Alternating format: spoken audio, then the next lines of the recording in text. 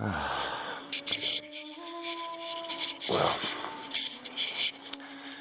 it's I think about 1 a.m.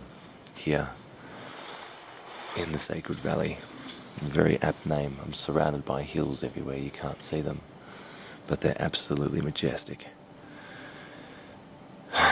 So, I had some very interesting visions about, well, during the whole ceremony, which was really quite amazing and about as intense as I sort of thought it would be. But the ritual that you do before you go in to do the Ayahuasca ceremony, which is kind of like a forgiveness ceremony, like really deeply connecting to yourself and asking for forgiveness and granting yourself forgiveness, and then the next is sort of blooming. And what do I want to grow in my life? Where do I want to bloom? Where do I want to, spread ideas and, be successful, if you will? Then you go and do the ceremony. And, you take the ayahuasca, which kind of tastes like molasses. And then after that, you've got to wait about 25 minutes before you can purge. Some people don't quite last that long. I went overtime a little bit, actually. It was very slow coming. But ayahuasca really finds the parts of your body which are holding on to toxicities, whether it's emotional or otherwise, and that purging, it's dreadful, but also really fun and really cathartic at the same time. And then I started dreaming. And, where do I begin? Well, first off, before anything else, movement is life. Movement is life. Movement is life. Absolutely. Movement. Vibration. And then secondly, I came to understand or get some really, really good insight into what it is to be a woman and the universal role of a woman, the sacred role of a woman and a man, for that matter. And you've got Pachamama, which is Mother Earth, and she gives us everything. We grow from her soil. The Mother Earth is the roots, the trees, the branches, the leaves, it's everything. Mother Earth is a living, breathing thing. And she just full of love. No judgment. No, this is wrong, that is wrong. Nothing like that. But women are an extension of Mother Earth. So they are like the buds on a tree where a new branch grows from. And because they can give birth, it's like the men are the flowers. The women are basically of the earth. And this might sound really funny, but it's not at all Adam the God creating Eve from one of Adam's ribs. It's not that at all. It's not that at all. It would have had to be the woman first. It would have had to be the woman first. So it wasn't Adam that gave birth to Eve, it was Eve that gave birth to Adam. And that's what women have been doing since the dawn of time. And the love and the care and the caressing and the unconditional love, it's just absolutely fucking beautiful. Beautiful. And men are the flowers, and sometimes they'll be a wallflower, sometimes they'll be quite understated. And I was thinking to myself, what flower would I be? Would I be like a tiger lily or something like that? It's like, no, I wouldn't at all. There's some beautiful little purple droplets, but just humble and beautiful, and it kind of commands respect. That's what I think what my flower would be, but it's different for everybody, I guess. But men are the flowers. And that's why the women love them as such. They love them so. They give birth to the flowers. It was really quite beautiful. to really see that, you know, to really gain appreciation for that. And, you know, from there, anywhere where Mother Earth isn't there will die, will perish. It's just the rule of nature. It's how it works. So if you go to a building site or an office building and it's just fucking stories upon stories of concrete and cold, no flowers, no plants to be seen, people that are in there will die. They're going to die. So for our project, you know, thinking about how we can introduce nature to schools to help children to understand the earth, to understand how to love the earth, to understand that they came from the fucking earth. You know, it might be some desks have like decals, so one's got like, you know, the hungry caterpillar, one's got like mountains, one's got like, you know, silhouette of trees, or just these little cute things that will just tweak their curiosity. That's all we need to do. And then from there, we must get more plant life into schools and into offices. Got to make it simple and make it easy for these people to understand, like having your first pet goldfish or something. But it must be done. That's what's really going to save our people. And then I've also thought a little bit further about the movement thing. I've constructed the chair in my mind, and at the very bottom there's going to be a ball of some kind, standstill ball, and the seat is going to pivot on that completely to give the hips full rein to move, because that's the bottom of the whole spinal pump. And then obviously throughout the whole body it's going to be completely labile, but we can do it. And if we can bring it out to the world, that'll be really amazing. But I've just got to say that the insight that I gained for womankind was more from a place of, we love you unconditionally, but you must respect womanhood, women, yeah, and men as well. The man that doesn't respect himself is not going to respect a woman. So some really beautiful insights there. So I kind of wanted to say, you know, thank you for being you, and for kind of moulding it to me and really supporting me over the last 3.5, 4 years. It feels like longer. But I really, really, truly understand you now. And for that matter, I also understand your mother a bit more. And it was your mum needs love. She really needs love. She came to me very heavily in the visions, and she, you know, we just got to shower her with love and respect. You know, she never got it from your father. But then again, your father was never told that he was beautiful, was never told that he is a flower and he must shine for the world to see. He must be out there, you know, inspiring people. That's what men are supposed to be doing. They're supposed to be loved and encouraged and supported.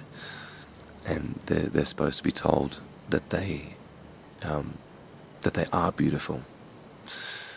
And their reason for being is beauty and creativity and the occasional wackiness and dad joke. But women and Mother Earth, that is something else. That is something else. Yeah, if you think of women in terms of that, I think you'll begin to understand what it is to fully and truly respect a woman. You know, like thinking about my mother, and, you know, just life pours from her because she is of the earth, you know. And my father as well, who just needs, like, he just needs love as well. A beautiful, beautiful man. They play off each other so well. But I think to deny a woman the correct circumstance for her to bear children the way that she wants is a real travesty, because it goes against the nature of Mother Earth. Because Mother Earth is for growth and community and seasons and birth and regeneration and death. That's what Earth is all about. So I'd like to start to think about what kind of furniture we want our children to play with. What little special icons, what little pieces of us can we put on a pencil case, on a desk, on a chair that they'll see, and they'll carry it with them in their mind for 20 years. And then who knows, they might do an Ayachuasca ceremony, and then it will click, and they'll just fucking cry with joy, because they understand the circle of life, and they understand that as hard and bad as we think all these things are, all the games that are played in front of our face,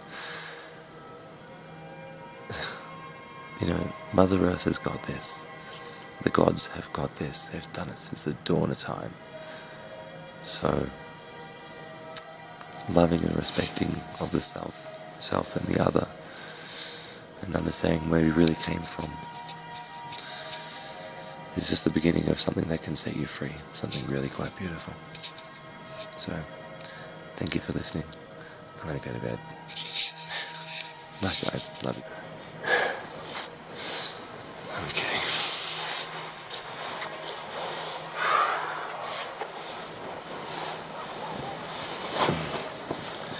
Etnikas. Day 2. Where do I begin? Well, when we first woke up, with a new sort of sense of self and perception,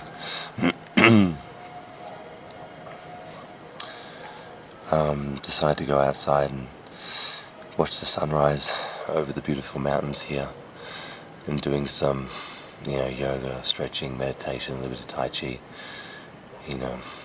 I've really got to thank Ms. Joanna Lim for being my master instructor and twin flame. Such a beautiful practice she's really blessed me with. I'm going to use it for the rest of my life. It's just beautiful. And, showed everybody else how to do some stretching and some exercising and things like that. Or had breakfast. It was the first time we've eaten in like 24 hours. And then after that, did a little bit of meditating and chilling out. We had the conversation again where the shaman sits down and you've got a panel there. You've got doctor, psychologist, priest, shaman, and coordinator, and all of us. Individually we go through and speak of our visions, which are translated to the shaman, and he interprets them for us. So for me it was largely about learning compassion and sort of doing the work as well, And that's a really beautiful sort of ritual as well. It gives so much fucking insight. Even when you think you've got all the areas licked, the shaman's just like fucking bang, boom, here it is. No, this is what this means. This is, enlightenment, and this is, just amazing. Even the most obscure things that you might see, he understands it and can translate it to you. And then after that, we actually went to, as part of the social responsibility, we went to like a Mother Teresa school for underprivileged adults and children. Most of them were had cerebral palsy and sort of brain defects.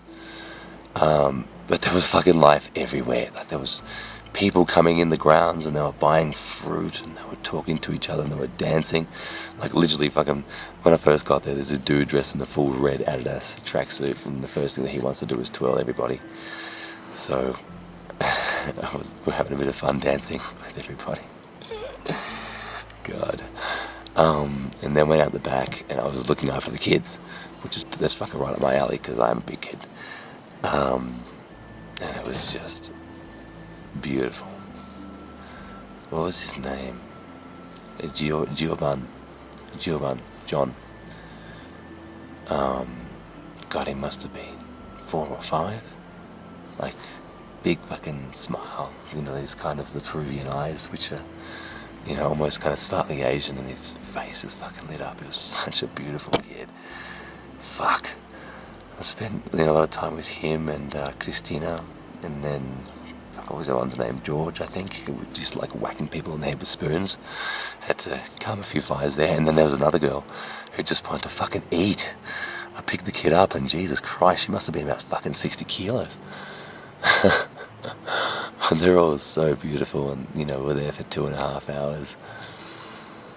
Yeah, it was so perfect, you know, after the first ceremony with Mother Ayachuasca and the cleansing, and it just brings this love forward in you. So to be able to actually give all these kids, just shower them in love, was just fucking beautiful. Running around, sliding on the floor, and fucking dancing on my head, and squeezing my ass into chairs that didn't fit, and all kinds of stupid shit, but it was so much fun. You know, and he came to me in my visions as well. Giovanni came to me in my visions as well. Cheeky little looking guy. Anyway, and then we were back. Meditation and ayahuasca again. Now, I think I described before the texture of it being like kind of molasses, and if you mix molasses with like Turkish coffee grounds, and it's fucking like drinking dirt, but it's got this almost licoricey smell to it, and it's unmistakable. The second that it hits your nose, your body's just like, don't fucking do it. But of course, all you need to do is just bless it, and you welcome, you know, Mother Ayachuasca into your body, and you just give it love, and it sends you on your journey. And my particular journey was one of ego death and being sort of reborn. So I was describing it to the guys inside there. I saw the entire universe, including the beginning of the universe. Well, actually, I can't say beginning. There was never a Big Bang theory. There's never a Big Bang. It was always is. The universe is infinite, which means it never has a fucking beginning. It doesn't have a fucking end. It is completely infinite. And I saw the protectors of the galaxy and, you know, the universe, and they were just these majestic, like, very similar to the way that Egyptians are depicted, but they were more slender, caramelly skin, lots of purples and pinks, and these beautiful big headdresses, you know, like Joey, the piece that I bought you with the rose quartz and the sort of Incan design, like that, but times 1,000. These guys are Amazons. They're like 50 meters fucking tall. Just cool, just keeping an eye on things. It's beautiful. And well, I had to start dissecting myself. So they showed me first what love and life looks like. Life and love are actually the same thing, but it's like a golden circle spiral, if you can imagine it, sort of, you know, slow at the top, then it gets that bigger wavelength, and then it tapers off a little bit. But imagine that in like 4-dimension 3D. You can see through it. You can see, you know, that's the essence. That's the essence. Once they taught me that, then it was like, okay, now we have to go deep. We have to remove everything that's bad. And I've always had a problem in my mid-thoracic, about T7. It's like an anterior displaced vertebra, like a dish. And that's exactly where it fucking went. Boom, right there. And like it was tucked behind my heart. I had this feeling, and it was, fuck, it's always been disturbing ever since I was a kid. Half the reason why I studied become a chiropractor, is to understand how the fuck do I move it. It's so amazing to see so many things I've done in my childhood, how it all just fucking matches up now. Like looking at the moon before is the exact same picture. I used to get all these canvases and things when I was a kid of like wolves in the moon, and it's exactly what I just saw this evening. And then I saw a fucking shooting star. Oh my god, this universe is just fucking epic. Anyway, I had to purge this guy out. And that was no fucking easy task, man. I had nothing left to throw up. Nothing left. And the body just kept going, so I just, moved through it, because movement's life. There's a resonating Joey there. Always keep me moving. Whenever I stopped, I was stuck in my brain. Movement. Just fucking always moving. And then, just started ripping out fucking chips and devices and tracking markers and smoke and fucking addictions and, just puked it all up. I'm getting fucking emotional thinking about it. And then I went from head to toe, starting with my hair. My hair, down my brain, brainstem, all the way through my fucking whole body, just clearing out smoke and black. It's all fucking black. Just clearing it all out. And the second that I did that, I felt that pain had just gone, it was gone. There was a hole there. Put a hot water pack on it, started breathing it. And the second that I did that, my whole skin transmutated back into the puma again. So I was the puma this time, which has happened multiple times. But it was a rebirth. So as soon as I felt the puma energy, I stood up, perched and just cautious, just looking around, not attacking, not growling. I thought about growling. But just feeling the power of the puma. And then I was raised up again in my dreams, in my visions. I'd been hanging on to my youth for so fucking long, and my youth was part of the blackness, the things that I wasn't ready to give up. The cold part of me. And now I'm teeming, I'm flourishing with love and compassion. Fucking compassion. I can't believe how long of my life I've lived without compassion. I think it was a defensive mechanism because I'm sensitive. But I was thinking about my sister's kids and how much I fucking miss them, and fucking Joey, the things I'm gonna say to this woman, Joey, when I see you. I've dreamt our wedding in Positano. We're on this huge, almost Viking looking fucking ship. It's massive and it's brightly coloured and it's nothing else. And we're just dancing around this fucking thing. And our house is a combination of circles and squares, because the circle, the dome, is actually the Mother Earth, because the pregnant belly is like a dome. And the little earth domes are like little pregnant bellies. So that brings you, beautiful fortune and community and love. That's where it comes from. Forget the fucking block and the concrete. Doesn't work. That doesn't work. That's just temporary. The earth. And around it, what I envisaged was, for the rest of my life, I'm going to be building, it's going to sound really weird, a sun of bricks around the house, if that makes sense. The house is the center of the universe, and those the spiraling sun, the Aztec sun around it, is, just sending love around the entire universe, paying homage to who I am as a puma, which is the protector. I've always had the protective instincts, but there's nothing without compassion.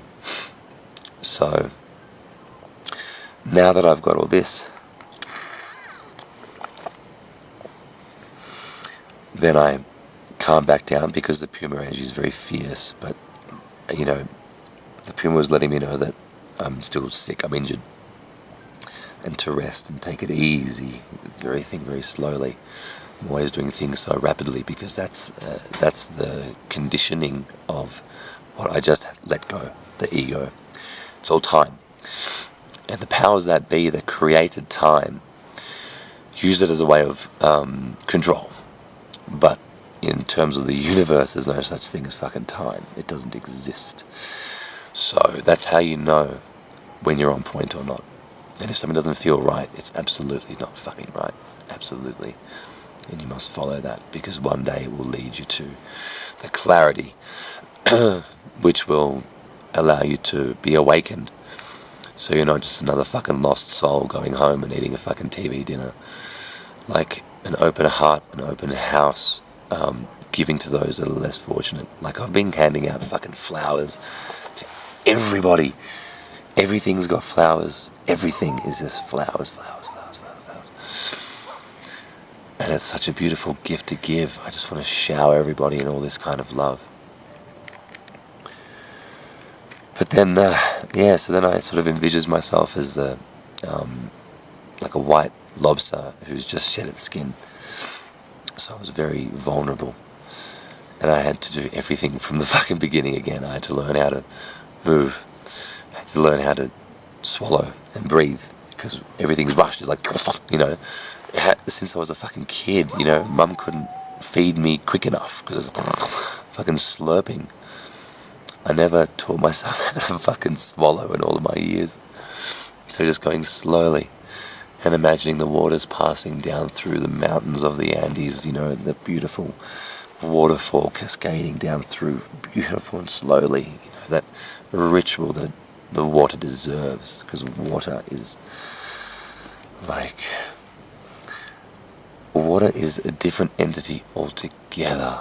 Water is just, it is life-giving, it is beautiful, and the spirits which pass through water are just like nothing else, and they're so understated. They don't want attention, they don't fucking care, they just love.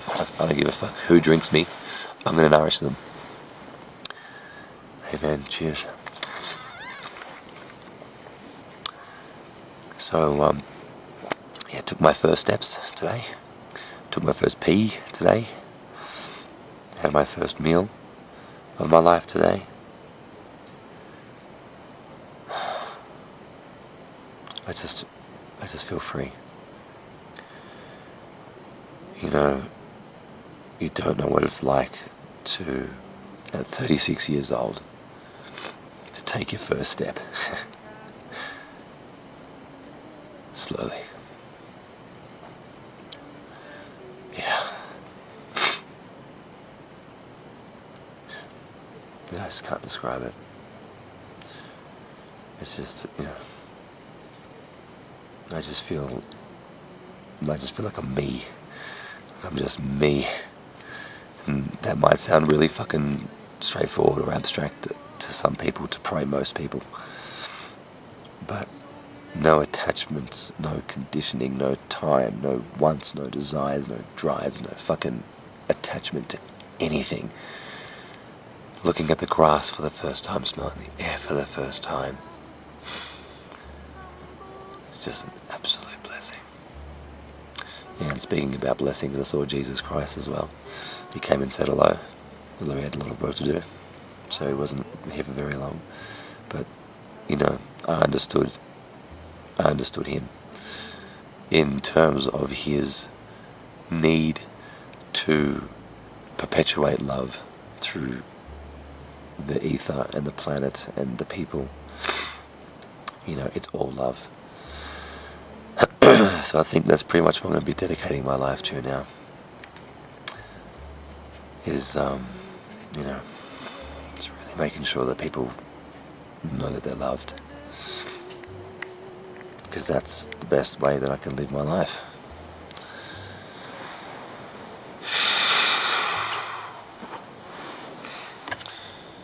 Living free and in love. Speaking about love. And the visions as well. The elders told me that the stars form when people fall in love. Tomber dans l'amour. When they fall in love, a star is born, which is why whenever you look into the night sky, there's so many stars. It's really beautiful. It's really fucking beautiful. And Joey, you came to me in both visions, both days. But you weren't in my face. You didn't jump up and pop up. Oh, you did a couple times, but cheeky you just coming in and just doing the Joey thing. But you were just transcended all of that.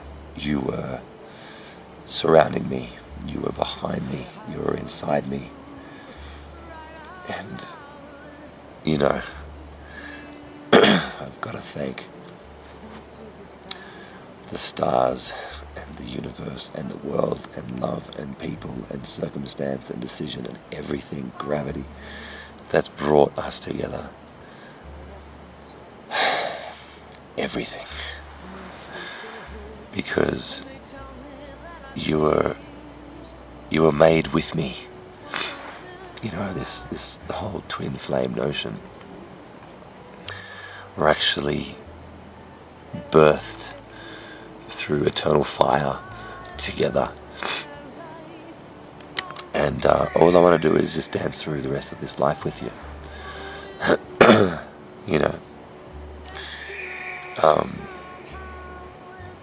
Yeah. My life is yours. Now that I have a life to give. I didn't have one before. That's why I could never fucking commit. Yeah, I know.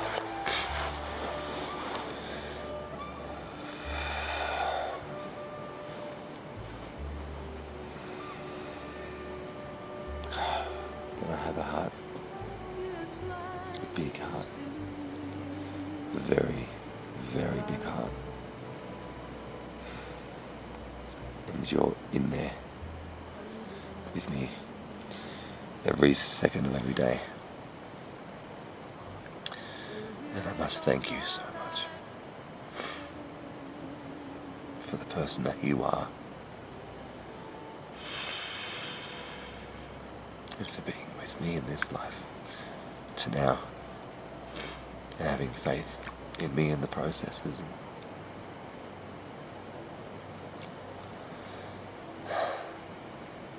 You're something else. You are something else. And Mum and Dad were around as well. And you and Mum share so much beautiful energy. And Dad, yeah.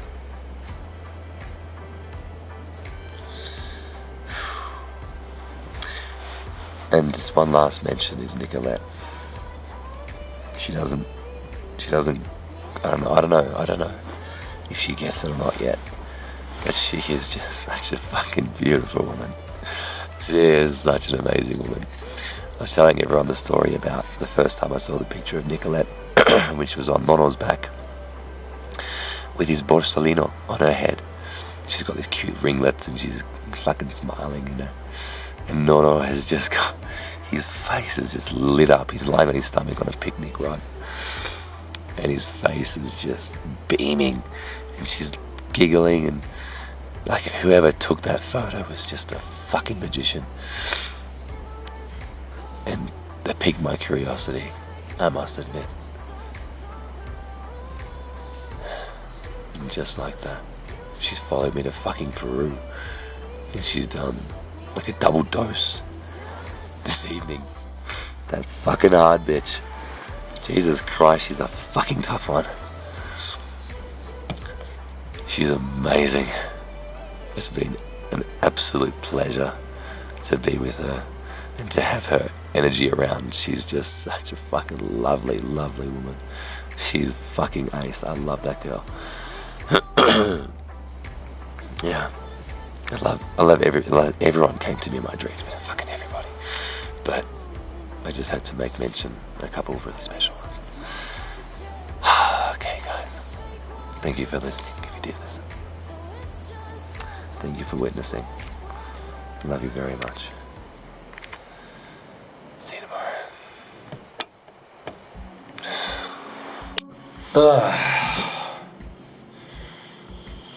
Well, the final ceremony was yesterday. And I didn't record a video yesterday because I was busy looking after a few people that had a difficult night. So the first group that we started with, because you can do 3, 5 and 8 day tours, some of the 3-day guys left and a new influx of guys came. Funnily enough, our group was half women, half guys, and their group was all guys. So very, very different energy. Like great guys, really good guys. But in my ceremony, a few visions came to me because I went in there with the intention of saying, okay, well, seeing as I have all this beautiful new knowledge, how can I put it into play? Like, how can I do something every day which is going to benefit mankind, benefit myself, and keep me on my spiritual path? And when I was getting visions again, I took the form of the puma again, which is a protector.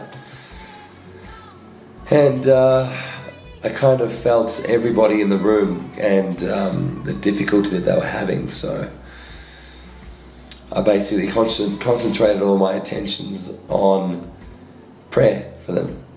You know, prayer and thanks and giving strength and this and that. Let them know I'm here, support, etc. Which really seemed to help them, you know. There was a lot of thanks and gratitude towards my energy and the way that I was, and the way that I was towards people when I was there. I pretty much gave everybody that I started with in the first group, as well as the coordinators and shamans and everyone, gifts from clothes to wristbands to crystals to necklaces. So it was really cute. Beautiful little family. I'm so grateful for the people that I've met. That was half the experience, really. So for me, it's basically continuing my meditation and prayer. It's a really, really big one. I also met with water spirits in the visions. And the spirits lie in water all the time. It's actually from a different dimension, water. And all you need to do is to bless and thank the water, and it kind of glows. You can't really see it with the naked eye, but it glows. And that's like that life, that love that flows through water is really life-giving.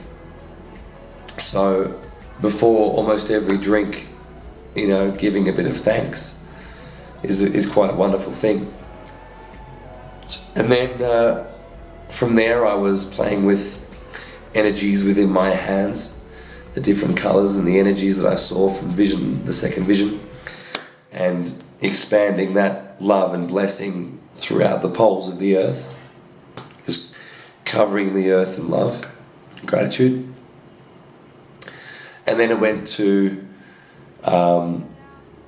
running with Joe as 2 pumas, both. She's very fierce, Joe. Her spirit totem, Joey, your spirit totem is very, very powerful. It's small. She's smaller than me. You're smaller than me, but you're black and purple, and you're a fucking wildcat. You're a wildcat, and even though I might be pacing slowly or walking and viewing the situation, if there's a sound or if there's a particular negative energy, you're fucking straight after it, like a bolt. Yeah, really quite fierce, really quite amazing. Very playful though, very playful. And it's really quite funny because you keep giving me shit about not eating pork because in the past life I was a priestess. Well, you're actually right. My soul is actually feminine. My energy is female. But I mean, you know, in this life I'm incarnated in masculine form. So in the spiritual realm, you and I are forged, like I said before, from the same flame.